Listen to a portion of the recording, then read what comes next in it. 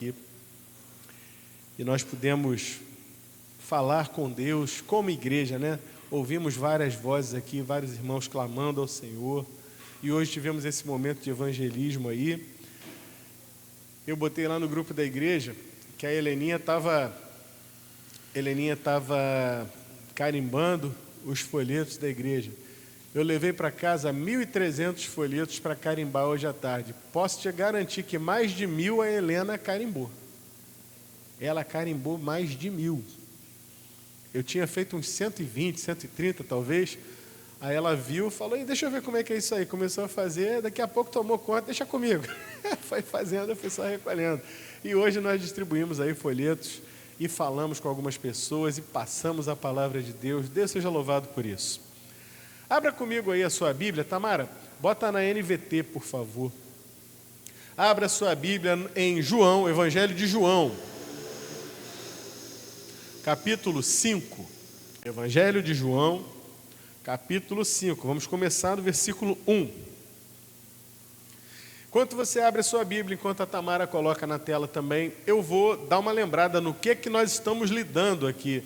Essa é mais uma daquelas mensagens da série Encontros com Jesus.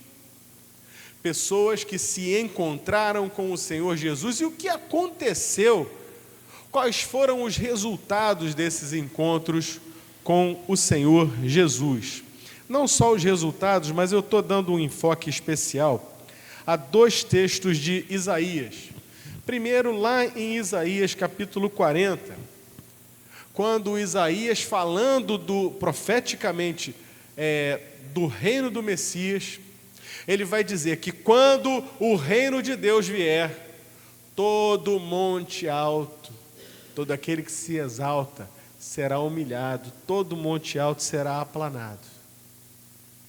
E você pode confiar que todo vale, por mais profundo e escuro que seja, será elevado. Trocando em miúdos, aquele que se eleva será humilhado, mas aquele que se humilha diante de Deus, esse será honrado, esse será abençoado pelo Senhor.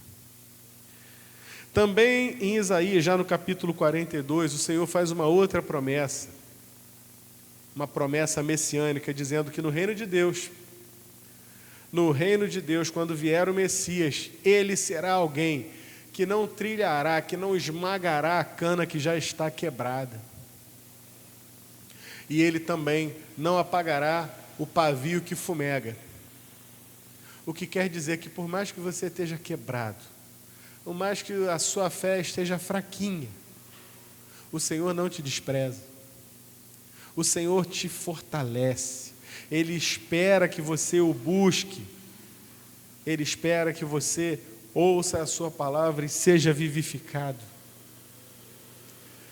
E isso nós vamos ver mais uma vez aqui. Cada um desses encontros dessas pessoas com Jesus vai nos mostrar ou um monte alto que foi rebaixado, como o jovem rico, por exemplo, ou um vale profundo, que já não tinha mais esperança, que não tinha luz, mas que o Senhor puxou para si e levantou e exaltou.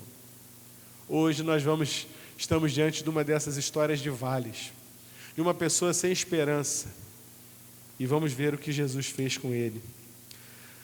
João capítulo 5, versículo 1, conta a história dizendo o seguinte: depois disso, Jesus voltou a Jerusalém para uma das festas religiosas dos judeus. Dentro da cidade, junto à porta das ovelhas, ficava o tanque de Betesda, com 5 pátios cobertos, que são os famosos alpendres. Ficavam ali cegos, mancos e paralíticos, uma multidão de enfermos. Para e traz isso para a realidade de hoje.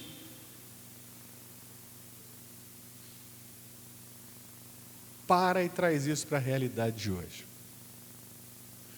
Amaral Peixoto, Niterói, Avenida Amaral Peixoto, 7h40 da noite.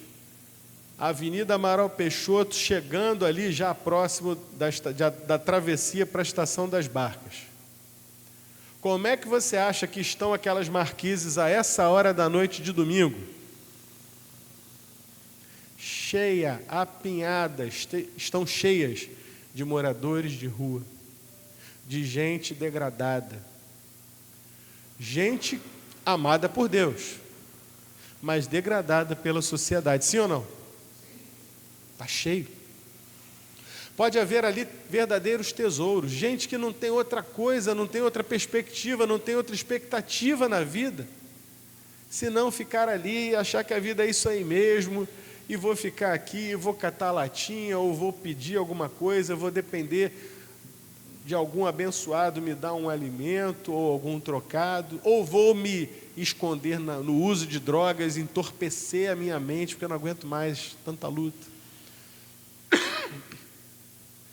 Essa era a história do tanque de Betesda. Vou reler para você prestar atenção. Agora que você se ligou na Amaral Peixoto, eu vou reler o que tinha no tanque de Betesda. Cegos. Cegos eram pessoas que não podiam trabalhar e que dependiam exclusivamente de quê? Esmola. Mancos e paralíticos. Mesma história.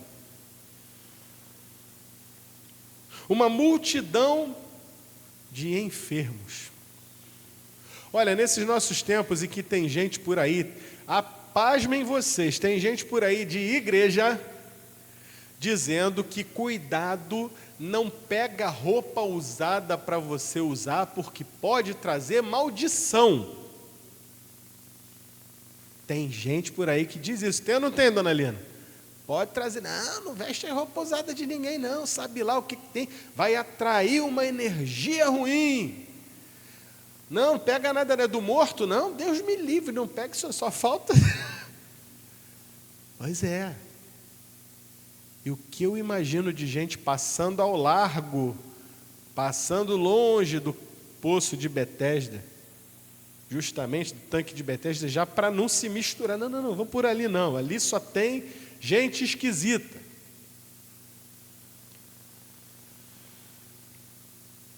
E o que essa turma estava fazendo ali? O que os cegos, os mancos, os doentes, os enfermos estavam fazendo ali? O texto continua dizendo que eles ficavam ali esperando um movimento da água, pois um anjo do Senhor descia de vez em quando e agitava a água. Era a loteria do anjo, pastor Marcos. Loteria do anjo. O anjo passava, mexia a água e o texto continua dizendo: o primeiro que entrava no tanque após a água ser agitada era curado de qualquer enfermidade que tivesse. Diga-se de passagem, vale a pena nós alertarmos para o seguinte: provavelmente isso aqui tratava-se de uma lenda local, porque nunca houve em lugar algum da Bíblia, em tempo algum da história de Israel, uma história como essa, de que Deus mandasse um anjo e o anjo sorteava lá, olha aí, mexe a água, corre cambada, corre todo mundo, vamos ver quem chega primeiro, valendo! Isso nunca foi a maneira de Deus agir para com o seu povo. Não obstante, aquele povo tinha fé. Aqueles cegos, mancos, aleijados, doentes de um modo geral, eles acreditavam fielmente. E eu fico imaginando, virada de tempo, bateu um vento esquisito, o vento começou a soprar na água, aquele burburinho, bora, correria, confusão. Você consegue vislumbrar essa cena comigo? Porque havia essa expectativa. Mas isso provavelmente não se trata de verdade, era a expectativa daquela turma lá. Primeiro que entrava era curado de qualquer enfermidade que tivesse. Um dos homens ali estava doente havia 38 anos.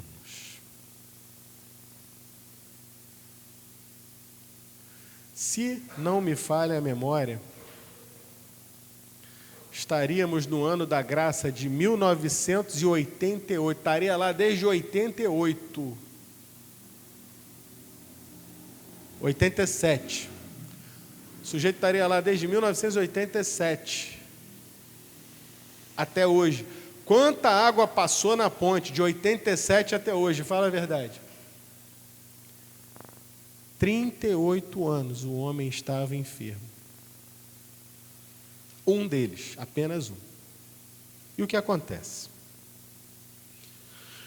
Quando Jesus o viu e soube que estava enfermo por tanto tempo, perguntou-lhe: você gostaria de ser curado? O homem resolveu chorar as pitangas. Poxa, eu vou mexer com o coração desse moço aqui, que está interessado no meu problema. Quem sabe ele não arruma um carrinho de mão para me jogar na água naquela hora, hein? Quem sabe ele não me ajuda com alguma coisa. O que será que esse moço pode fazer por mim? O homem respondeu: não consigo, Senhor, pois não tenho quem me coloque no tanque. Olha a fé, ele tinha fé de que o tanque era a solução para a vida dele. Mas olha a queixa, eu não tenho quem me coloque, eu não tenho alguém para me ajudar a validar a minha fé e ser o primeiro a entrar no tanque, porque eu tenho certeza de que se eu entrasse naquele tanque em primeiro lugar, eu ia ficar curado. Alguém sempre chega antes de mim, a minha vez nunca chega. Terrível a minha história. E Jesus lhe disse, aí o texto diz assim: Jesus lhe disse, eu vou te ajudar a entrar na água. É isso que está escrito aí na tela? Conta comigo que eu vou orar por você. Foi isso que ele falou? Eu vou orar e o anjo vai tocar na água e vai te abençoar. Vamos ler todos juntos? Jesus lhe disse: levante-se, pegue sua maca e ande. Rapaz! No mesmo instante, o homem ficou curado.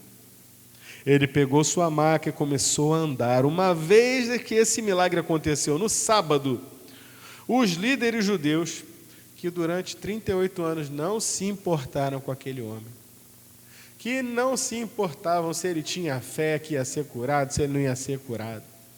Os líderes judeus, aqueles que achavam que enfermidades dessa sorte significavam uma só coisa, que o sujeito era amaldiçoado por Deus, estavam nem aí para o homem há 5 minutos atrás, mas agora a polícia religiosa viu o homem carregando uma maca no sábado. Opa, encosta. Olha aí. Os líderes judeus disseram ao homem que havia sido curado: hoje é sábado, a lei não permite que você carregue essa maca, seu malfeitor descumpridor da lei. Mas ele respondeu: o homem que me curou disse: pegue sua maca e ande. Quem foi que lhe disse uma coisa dessas? Perguntaram eles. O homem não sabia, pois Jesus havia desaparecido no meio da multidão. É compreensível Jesus sumir no meio da multidão. Imagina, um tanque cheio de gente lá, cego, coxo, aleijado, doentes de diversas doenças. Um levantou, foi curado. Se Jesus não sai correndo, meu irmão, já era. E ele se misturou, que era uma festa, lembrando que no começo aqui estatuiu que era uma festa judaica, então a cidade estava cheia. Ele sumiu no meio da multidão. Mais tarde, presta atenção nessa frase. Mais tarde, Jesus o encontrou onde? No templo. Você pode imaginar um homem que há 38 anos não entrava no templo do Senhor? Você não tinha nem como chegar até a água, quanto mais entrar no templo, que tinha escadarias e mais escadarias. Mais tarde, Jesus o encontrou no templo, no centro de adoração, e lhe disse: agora você está curado, deixe de pecar para que nada pior lhe aconteça. O homem foi até os líderes dos judeus e lhes disse que tinha sido Jesus quem o havia curado. Vamos orar. Senhor, muito obrigado por essa palavra tão maravilhosa. Fala conosco nessa noite, nos alimenta, em nome do Senhor Jesus. Amém. Meus irmãos, existe um hino que de vez em quando eu gosto de citar aqui, um hino do nosso cantor cristão, que diz o seguinte, completa comigo: em nada ponho a minha fé, senão na graça de Jesus. Porque fé muita gente tem. E eu te digo uma coisa, fé não é nada. A fé em si mesma não é nada. O que importa então, pastor? O objeto da fé. Aquele em quem você coloca a sua fé. Porque vamos e venhamos, esse homem tinha fé que ele ia ficar curado ou não tinha? Ele estava ali, no lugar que ele achava que era o lugar de receber a bênção. Ele estava ali no lugar onde ele achava que a solução dos seus problemas estava. Ele não tinha como se mexer, ele não tinha quem o levasse, mas que ele estava ali, ele estava.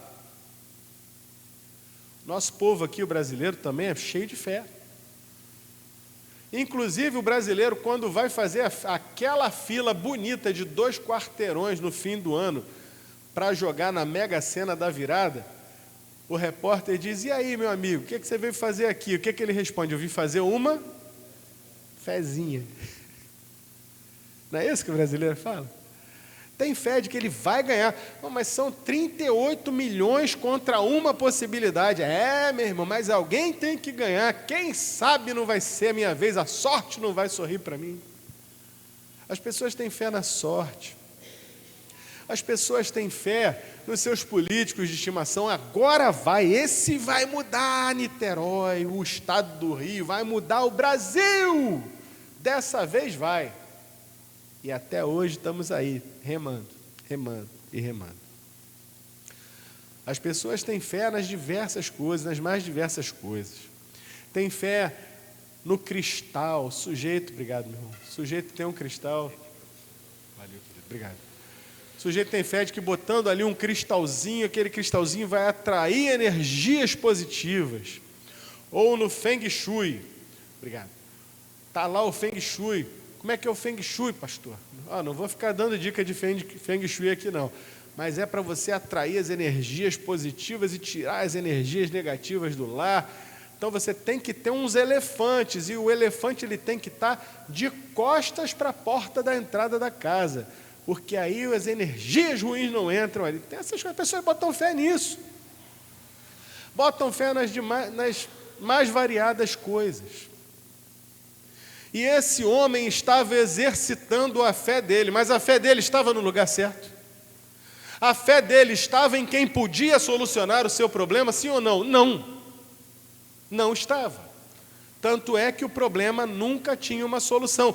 E sempre que a gente coloca a nossa fé em alguma coisa que não dá solução para a nossa vida, sabe o que acontece? A gente é teimoso e a gente não quer admitir que a gente está errado. E então a gente começa a dar desculpas. Ô rapaz, que isso? Você está aí há tanto tempo, 38 anos, estou. E por que a coisa não aconteceu? Sabe o que é? Eu tenho fé, mas eu não tenho quem me ajude. O problema não é a minha falta de fé, o problema é que alguém precisava me ajudar. E aí você começa a se apacentar de desculpas e dizer, não, mas é isso aí mesmo, a minha vida é assim, é muito sofrida, é muito triste a minha história. Mas eu tenho fé de que vai mudar. E nada mudou em 38 anos, e as coisas continuaram assim, e a vida não saiu, não avançou. Ele passou ali muitos anos preso a esse padrão, sem evoluir. Sem evoluir. Cuidado, meu irmão, cuidado com o que você tem colocado, onde você tem colocado a sua fé. É preciso prestar bem atenção naquilo que está diante dos nossos olhos para que possamos evoluir, para que as coisas possam acontecer. Somente esse homem só teve solução para a sua vida quando o inesperado aconteceu. E essa é a beleza do Evangelho de Jesus. As pessoas colocam a sua fé na religião. Mas Jesus não está preso à religião, Ele é o Senhor. Quantos estão entendendo? Ele é o Senhor, Ele é o dono da bênção, Ele é o doador da bênção, Ele é o Filho de Deus. Ele não está preso se a sua fé é grande, pequena ou quase inexistente. Lembra do pai daquele rapaz que o demônio jogava ele na água para afogar, ou jogava no fogo para matá-lo. E ele falou para Jesus: Senhor, se podes fazer alguma coisa, me ajuda com esse meu filho. Jesus olha para ele e fala assim: se eu posso? Tudo é possível ao que crê. Aí o homem confessa, ele diz: me ajuda na minha falta de fé. Até na falta de fé Jesus age, meu irmão. Com Jesus não tem tempo ruim, com Jesus não tem negativo. Com Jesus, se Ele quiser, Ele pode fazer. Uma vez um leproso falou para ele assim: Senhor, se quiseres, podes tornar-me limpo. Ele nem ousou pedir, ele só declarou: eu sei, eu creio que se o Senhor quiser, o Senhor pode me purificar dessa lepra. A resposta de Jesus: eu quero, fica limpo. E o homem ficou limpo, curado. Meus irmãos, com muita fé, pouca fé, uma fé apagadinha, Jesus age, mas desde que a sua fé esteja colocada nele. Essa é a beleza do cristianismo, essa é a beleza de Jesus. Enquanto as pessoas colocam a sua fé na religião, o que é religião? Modo geral, religião é o seguinte: eu vou fazer alguma coisa para me tornar digno de ir até Deus, chamar a atenção de Deus, e Deus vai fazer algo por mim. Se você é católico, você faz as suas penitências, as suas rezas. Você reza lá tantas Ave Maria, tanto Pai Nosso, desfia o rosário todinho, para atrair a atenção de Deus para você.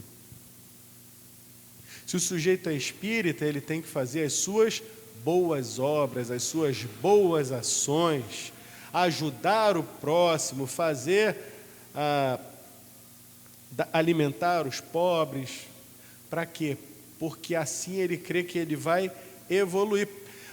Qual o problema de uma coisa e de outra coisa? O problema disso é o seguinte: as duas vertentes estão baseadas no mérito. Eu faço, porque eu quero evoluir, ou porque eu quero chamar a atenção de Deus, eu quero ser digno de que Deus faça algo por mim. Agora olha para Jesus, olha para quem Ele é, olha para o que Ele faz e me diz se Ele não é outra coisa completamente diferente. O que aquele homem fez para chamar a atenção de Jesus? Nada, Jesus que vai até ele. O que aquele homem podia fazer para chamar a atenção de Jesus? Nada, muito pelo contrário. Quando interpelado pelo Senhor Jesus, ele vai reclamar, vai dizer: não tem ninguém que me ajude. O inferno são os outros, praticamente é isso que ele diz.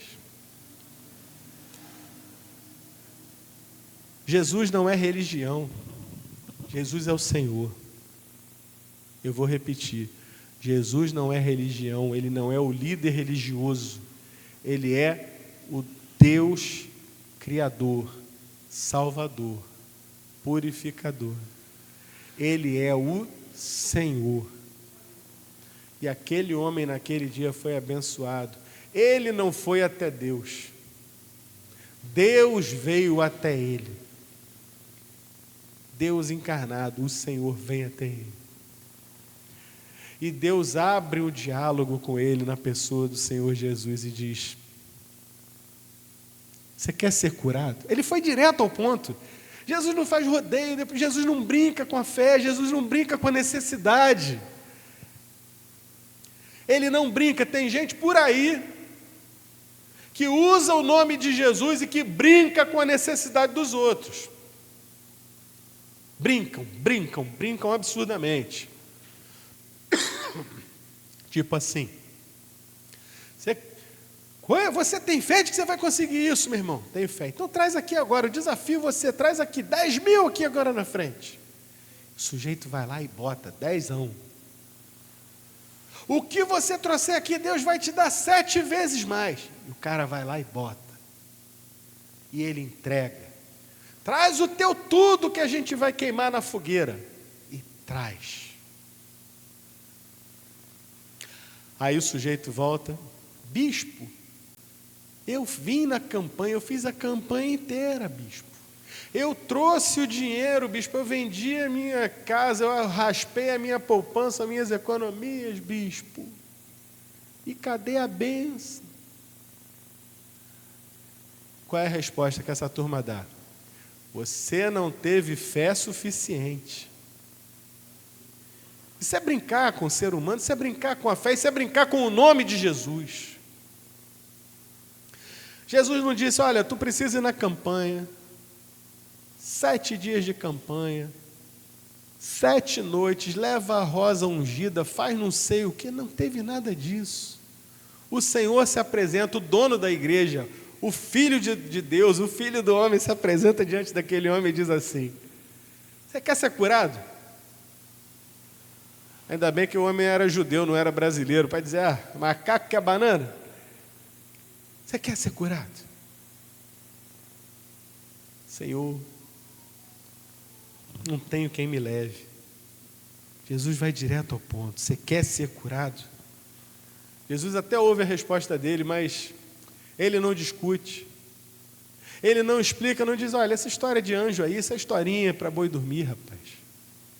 Ele não diz, olha, você não precisa de alguém, você só precisa ter fé, olha para mim, pede aí alguma coisa. Não, ele vai direto ao ponto e diz, pega a tua maca, levanta e anda. Não houve um ato de fé por parte daquele homem. A fé que ele tinha é a fé de que Deus podia curá-lo. Mas aqui nós estamos diante de um ato de graça e misericórdia. O que é graça? Graça nós sabemos que é um favor imerecido, que ninguém pode fazer para merecer nada. A graça de Deus veio na presença de Jesus para aquele homem. E misericórdia decompõe, vamos dividir a palavra misericórdia. Metade é miséria e metade é córdia, que vem do coração, cardia. É o coração de Deus na nossa miséria. O coração de Deus se colocou na miséria daquele homem e fez a obra. Foi um ato de graça, foi um ato de misericórdia. Aquela cana quebrada que era aquele homem não foi esmagada pelo Senhor. Ei, que falta de fé, não. Aquele pavio que já estava apagando, mas ainda tinha uma brasinha, não foi pisado para ser apagado, mas foi soprado e vivificado, e a chama ardeu e o fogo ardeu. Aquele homem que era um vale profundo foi exaltado pelo Senhor. Esse é o Senhor Jesus, Ele é o Senhor, o Salvador, Ele é bondoso, Ele é misericordioso, meus irmãos. Eu sei que alguns aqui têm visto a obra de Deus na sua vida também. Estou vendo aqui a Helena. E eu vi a graça de Deus no dia que a Helena nasceu. De vez em quando eu conto essa. O dia que a Helena nasceu, que a médica tirou da barriga da Letícia. E a médica esfregava e a criança não dava o menor sinal de nada. O que o pastor aqui estava fazendo? Filmando com o celular na mão. E quando eu dei por mim, quando eu me toquei de que a criança estava morta, eu parei de filmar. Quando eu ia esboçar, me lembrei de esboçar alguma coisa, de falar qualquer coisa com Deus. A médica já tinha jogado para o outro médico, para o pediatra. O pediatra já tinha feito o procedimento. E a criança começou a chorar. Eu estava ali vendo aquilo pelo celular como se fosse uma coisa que não era comigo, mas era comigo. Eu estava distraído na minha fé naquele momento. Eu não estava ligado naquele momento. Eu era um passageiro naquela situação. Mas Deus foi bom para comigo, foi bom para com a Letícia. E está aí a criança. Viva, linda, perfeita. Pela misericórdia de Deus na minha vida, na nossa vida. Graças a Deus por isso. Graças a Deus que nós não precisamos fazer nada para chamar a atenção de Jesus. Ele nos conhece, Ele nos abençoa, Ele olha para nós e diz: eu vou entrar com interferência na vida dessa pessoa, porque se depender dele, não vai ter jeito. Eu vou botar a minha mão de poder. Eu vou tocar e eu vou resolver. Às vezes a gente nem espera. Esse homem não esperava. A última coisa, com certeza, que esse homem esperava naquele dia era ter esse encontro com Jesus ali no tanque de Betesda. O máximo que ele esperava era um rastilho de vento assim, e talvez, quem sabe, cair dentro do poço. Mas Jesus é diferente, Ele é o Senhor. E a religião, pastor? A religião faz o seguinte: a religião bota lá os parâmetros, olha, é assim que você vai até Deus, é assim que você fala com Deus, é assim, desse jeito. Ei, que história é essa de carregar a sua maca no sábado, rapaz? Você não sabe que isso é proibido pela lei de Deus? Sim, senhor, sei, sim, senhor. E por que você está carregando esse negócio? Porque eu sou paralítico, sabe como é que é? 38 anos paralítico. E o homem me curou. Te curou? Curou. E tem mais, foi ele que mandou carregar a maca. Eu não sei o senhor, mas eu vou carregar essa maca. Eu vou comprar briga com você aqui se precisar, mas eu vou carregar essa maca. E quem foi esse homem que te curou? Ah, não sei o nome dele não. Dá licença que eu tenho que carregar minha maca aqui. Foi-se embora. A religião se incomoda com o que Jesus faz. A religião quer botar Deus dentro de uma caixinha e quer dizer: ó, Deus só pode agir dessa forma aqui. Ai de Deus, se fizer uma cura no sábado e botar o rapaz para carregar a maca dele. Não pode. Por quê? Porque a palavra é de Deus. Mas a palavra é de Deus, rapaz. Deus é o Deus da palavra. Tu quer mandar em Deus agora? Isso é o que a religião faz. Deus tem misericórdia de nós. Que Deus nos livre, meus irmãos, de nos tornarmos religiosos. De dizermos: só pode isso, só pode aquilo. Deus só fala dessa forma, nesses formatinhos aqui. O que escapar disso não é de Deus. Tem até uma piada que o pessoal faz, não sei se o pastor Marcos conhece essa. Pastor Marcos, é uma história inventada, tá? Você sabe que o Senhor Jesus, Ele curou uma vez um cego, e o cego era cego, então Jesus falou: vou te curar, peraí. Cuspiu no chão, fez lama, colocou a lama do cuspe nos olhos do rapaz e diz: agora tu vai lá no tanque, vai se lavar no tanque de Siloé. Quando você lavar o seu rosto, você vai ficar enxergando. E o homem ficou enxergando. Todos aqui conhecem essa história. Tem também um homem da semana retrasada, o cego Bartimeu, o cego de Jericó. E o cego de Jericó foi o seguinte: que queres que eu te faça? Senhor, que eu torne a ver. Tua fé te salvou. E Bartimeu passou a enxergar naquele momento. E aí, a brincadeira é a seguinte: os dois se encontraram um dia. Rapaz, você é o cego do tanque lá de Siloé? Sim, sou eu. Rapaz, Jesus te curou? Me curou também. Quem é você? Eu sou Bartimeu, o cego de Jericó. Ih, rapaz, eu ouvi falar da sua história. Foi Jesus que te curou? Foi. Oh, que bênção, dá aqui um abraço. E aí, como é que foi? Você demorou muito para chegar no tanque para lavar os olhos? Aí Bartimeu: que tanque? Lavar de quê? Não, porque Jesus, ele faz uma lama, né? Ele cospe assim no chão, faz uma lama e passa no olho. Não, peraí, que história é essa? Não.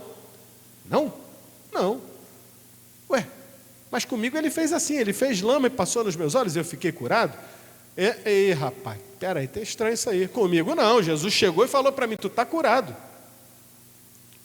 Foi só isso. Aí um olha para a cara do outro assim: mas foi Jesus que te curou mesmo? Pronto.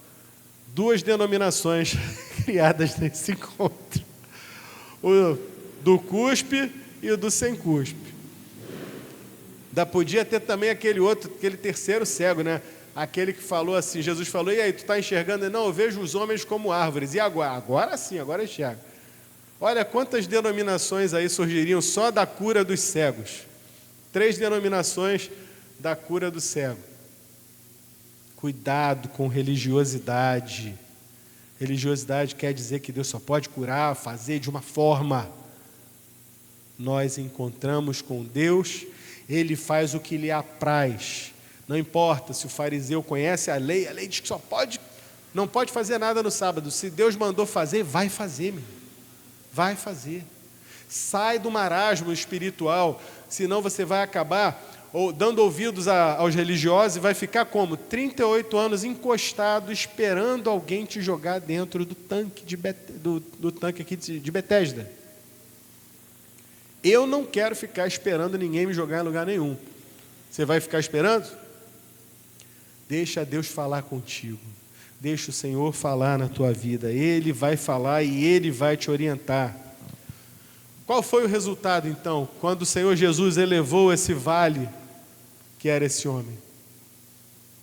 Esse homem passou 38 anos sem poder subir as escadarias do templo, e agora, ele, sem perda de tempo, ele sobe aquelas escadarias. Afinal, era sábado e era uma festa judaica. E ele foi ao templo adorar.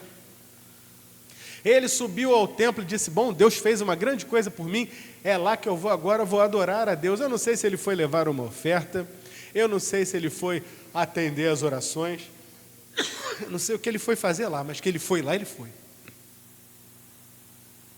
E lá ele se encontra com o Senhor Jesus. Agora ele estava em condições não mais de jazer num lugar à espera de que outros o abençoassem, mas agora ele estava na casa de Deus, grato, de coração, porque ele sabia que depender dos homens era furada na vida dele. E ele só podia depender de Deus. Novamente volta ao hino: em nada ponho a minha fé, senão na graça de Jesus. E nós, trago agora para a nossa realidade. O que fazemos com uma história como essa? O que fazemos com um texto com essa profundidade, que nos apresenta um Senhor que age na nossa vida? Primeira coisa que nós aprendemos: para de colocar a tua esperança, a tua expectativa no homem. Tem muita gente por aí colocando a sua expectativa no homem e na religião. Vamos à igreja? Não, eu não vou ali naquela igreja não. Por quê? Porque ali não tem poder não, rapaz. Aquilo ali, olha, eu vou lá na irmã lá da oração, porque ali no círculo de oração, ali tem poder. Peraí, tem poder por quê? Deus não está na igreja? Não, Ele está. Mas veja bem, a irmã do mistério, do manto, ela tem um negócio diferente lá com Deus. Mas como é que é isso? É mais Espírito Santo para lá, é menos Espírito Santo para cá? Deus dá o seu Espírito por medida agora? E está Cristo dividido, disse Paulo. Tá não. O Deus que age aqui, age lá. Mas tem muita gente colocando a sua fé em homens e dizendo assim: olha, a minha oração Deus até ouve, mas eu vou lá naquele pastor lá, porque ali a oração de poder, ele bota a mão na cabeça da gente, começa a falar uns mistérios lá, umas línguas estranhas, começa a enrolar a língua, aí a coisa acontece. Por quê? Porque você está colocando a tua fé na mão daquele homem na tua cabeça, ao invés de colocar a tua fé em Jesus, ao invés de colocar a tua fé no Espírito Santo de Deus, o mesmo Espírito que foi dado sobre a vida ali da Nancy, a vida do pastor Marcos, a minha vida, a vida do irmão Elton, ele está espalhado na sua igreja. Eu sou pastor dessa igreja, a minha oração não tem mais poder do que a oração da Sônia. Inclusive, conto com as suas orações, Sônia. Você pode e deve orar por mim, porque eu careço das suas orações. O menor irmão dessa igreja pode orar por mim, porque eu careço das suas orações. Assim como eu sei que os irmãos contam com as minhas orações. Orem. Olha o que Paulo vai dizer. Paulo vai dizer assim: vão lá e imponham as mãos, só os presbíteros, os líderes da igreja, os pastores superpoderosos. Não. O que é que Jesus diz? Paulo vai dizer: orai uns pelos outros. Não tem essa de divisão de poder, superpoder, não tem forças especiais no reino de Deus, não tem paraquedista no reino de Deus, não tem superpoderoso, supercrente, isso é tudo mentira. Há poder sim, todo poder, em um só nome. Como é o nome dele? Acabou. O que passar disso é engano maligno. O poder está na pessoa de Jesus. Não está na religião, não está no padre, não está no pastor, não está no passe do centro espírita. O poder está em Jesus, o Senhor Jesus. E acabou. Não coloque a sua fé no homem.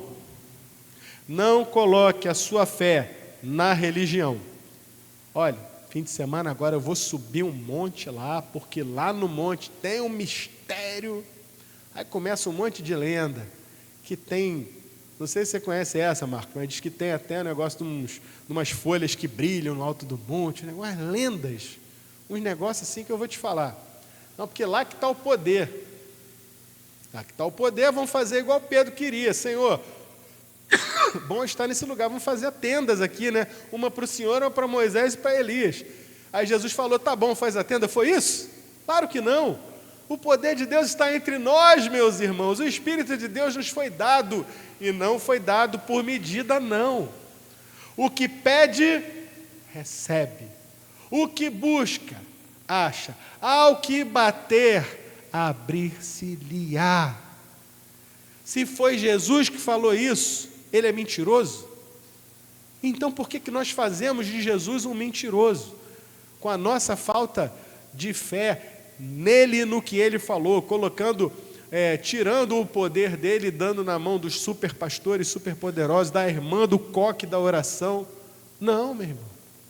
O poder pertence a ele e somente a ele. Aliás, ele disse isso: é-me dado todo o poder nos céus e na terra.